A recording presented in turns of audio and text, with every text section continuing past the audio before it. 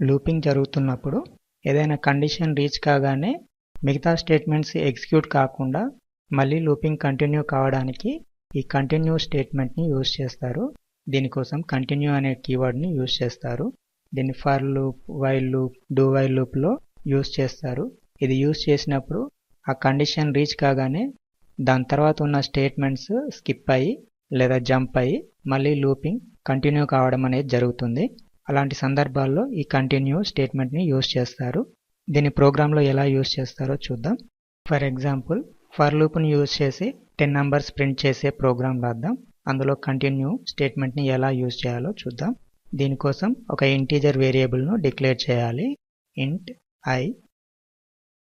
Next for loop I equal to 1 semicolon I less than or equal to 10 semicolon I plus plus.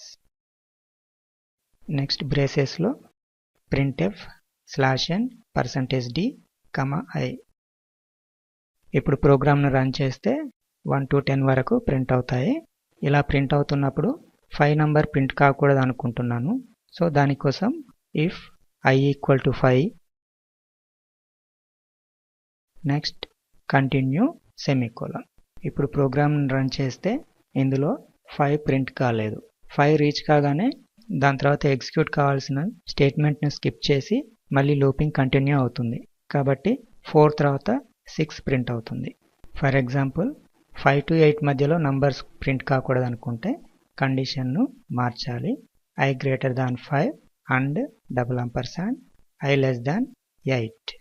ఇప్పుడు run చేస్తే 5 కంటే ఎక్కువ, 8 కంటే తక్కువ, 6, 7 నంబర్స్ ప్రింట్ కావు. ఇలా కంటిన్యూ స్టేట్మెంట్ని యూజ్ చేస్తారు. అదేవిధంగా కంటిన్యూ స్టేట్మెంట్ని యూజ్ చేసి ఆడ్ నంబర్స్ని ఎలా ప్రింట్ చేయాలో చూద్దాం.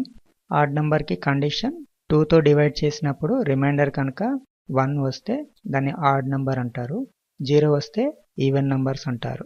మనకు ఈవెన్ నంబర్స్ ప్రింట్ కాకూడదు కాబట్టి సో రిమైండర్ని రిటర్న్ చేసే ఆపరేటర్ మాడ్యులస్ ఆపరేటర్. అప్పుడు కండిషన్ I %2 = 0. రిమైండర్ 0 అయినప్పుడు కంటిన్యూ స్టేట్మెంట్ యూజ్ చేస్తున్నాం కాబట్టి తర్వాత స్టేట్మెంట్ స్కిప్ అయి లూపింగ్ కంటిన్యూ అవుతుంది. ఇప్పుడు ప్రోగ్రామ్ను రన్ చేస్తే మనకు ఆడ్ నంబర్స్ మాత్రమే ప్రింట్ అవుతాయి. ఇలా లూపింగ్ జరుగుతున్నప్పుడు మధ్యలో స్టేట్మెంట్స్ను స్కిప్ చేయడానికి ఈ కంటిన్యూ స్టేట్మెంట్ని యూజ్ చేస్తారు.